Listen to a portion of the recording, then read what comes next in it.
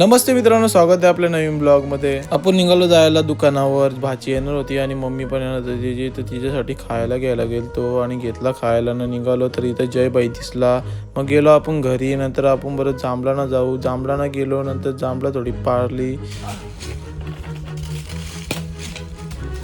मग जांभळा एटल केली न बरीच जांभळं भेटली। नंतर थोडी कावून घेतली। नंतर मग आलता एसी सर्व्हिस करणारा, तर सर्व्हिसचं काम चालू होता। मग आधी चेरी बाई लई खुश झालता, कारण की लई दिवसांशी आलता। मग बाई लई खुश, तिला माहिती आहे घरा आल्यावर आगावपणा करायला भेटत। मग आगावपणा चालू केली। नंतर मग नेली तिला रूम मध्ये, फिटिंग चालू होती तर बघ होती मजा त्याची।